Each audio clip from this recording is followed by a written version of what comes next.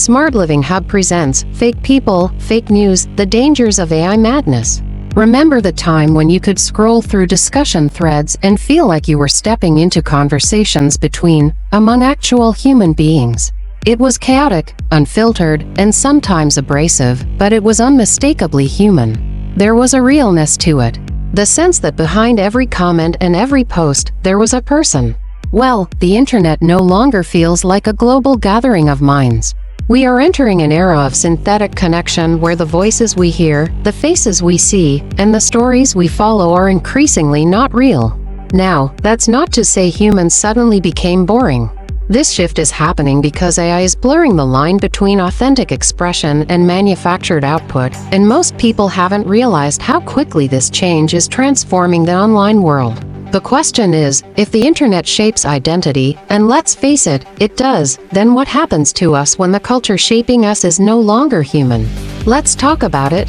Deepfakes and digital deception. As crazy as it sounds, visual evidence hardly means a thing these days. For more than 100 years, images, video, and recorded audio were the foundation of proof. If there was footage, it happened. If a voice was recorded, it was said. Now, an AI system can create a video of anyone doing or saying anything with uncanny accuracy. The facial expressions match. The tone is correct. The breathing patterns, pauses, humor, attitude. All of it can be replicated. And because our brains are wired to trust what we see, we perceive it as real. A single deepfake can destroy a reputation before fact-checking even begins.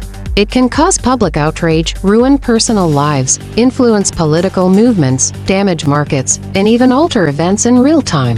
Deepfakes are much more than just a technological trick. They're the erasure of the visual trust we've relied on for generations. The rise of AI personas.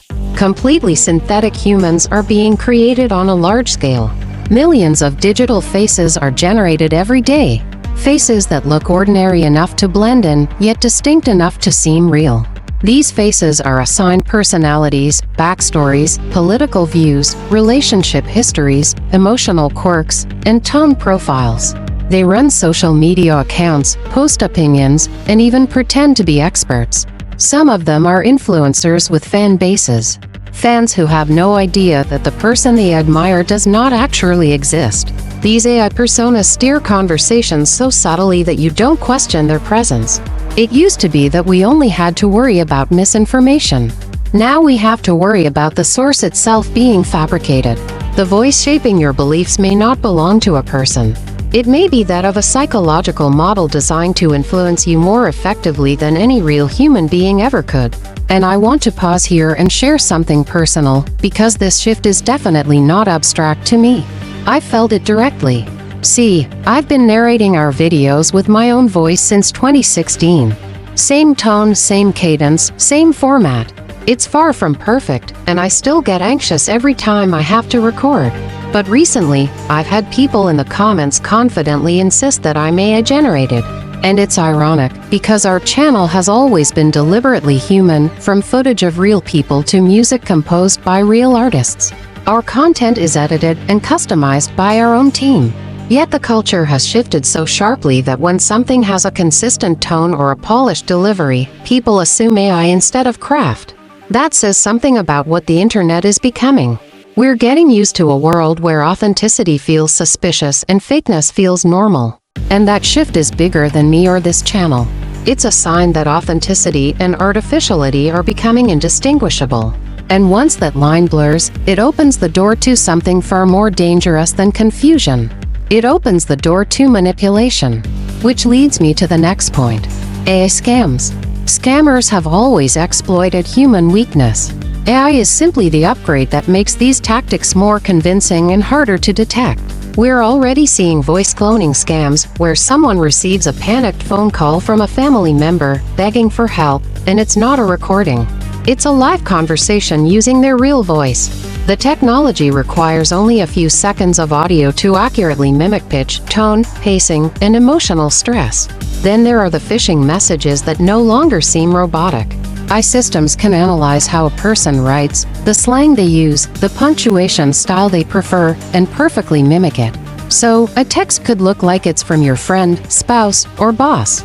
Yet, it may not actually be coming from them. But it goes deeper. I can now read your social media history, from your posts to your likes, comments, to your humor, insecurities, and values, and build a psychological model of you. Then it can interact with you slowly and casually over time, building trust in the same way a real person would. That could look like a new friend in a group chat, a supportive voice in your DMs, or someone who shares the same hobbies, music taste, frustrations, or worldview. At first, nothing seems off. But after weeks of friendly conversation and emotional bonding, this person makes a request. It can be anything from a simple favor to a money transfer or some type of investment. And because you formed a relationship with them, you don't even realize there was never a person there at all. Information warfare and manufactured consensus. States and organized groups have also taken note. Disinformation campaigns now deploy synthetic profiles and deepfakes to sow discord, undermine elections, or manipulate markets. The tools let actors create plausible narratives that can be amplified by organic-looking accounts. Misinformation gets liftoff when the seeded content hooks real people into sharing it, often without malicious intent. The result is a battlefield where truth is a casualty and manufactured social cohesion is the trophy. The psychological toll is enormous. Chronic mistrust, anxiety about what's real, and political polarization that's harder to bridge. AI companionship and emotional substitution. There is a growing trend that few acknowledge openly. AI is becoming a source of emotional companionship. Yes, people are forming relationships with AI chatbots, AI girlfriends, boyfriends, AI comfort coaches and therapists, and AI best friends. These systems are designed to mirror the user, to respond in a way that feels understanding, supportive, and emotionally tuned in. It feels intimate because it's literally crafted to fit the user's emotional gaps.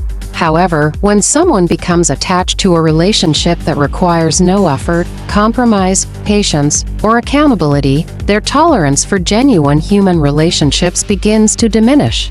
Reality becomes too difficult compared to artificial emotional perfection.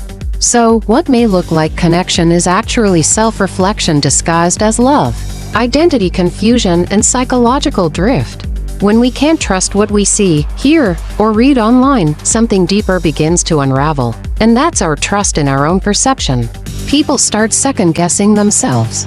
They begin to feel uncertain about the world, and about their own sense-making process, too. A subtle form of disorientation begins to set in, and disoriented people become suggestible people. When reality feels blurry, the mind naturally clings to whatever feels stable, rather than what is true. This is how influence works now. By destabilization.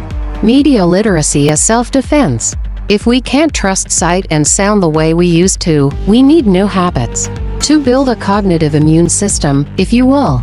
That means learning to pause before reacting. Seek corroboration from multiple reputable sources, question the provenance of dramatic clips, and remember that virality is not a reliable indicator of credibility. You don't have to reject the internet altogether. The goal is to stay conscious inside it. There are still real voices online. They are quieter, slower, more thoughtful. And because of that, they are harder to notice. But by becoming aware, you will be able to recognize them. Staying human in an artificial world. I may seem like the villain, but it's more like a mirror. It reflects the values, intentions, and insecurities of the people who use it. The real danger is not so much that machines will replace humanity. Though it's not entirely impossible, the more imminent danger is that humanity will replace itself with machine-like behavior. The challenge now is to remain a person in a digital environment that increasingly rewards the opposite. To think instead of react. To feel instead of imitate. To connect with human beings, not simulations of them. Your mind is your final territory, so guard it. Stay awake to how your perception is shaped.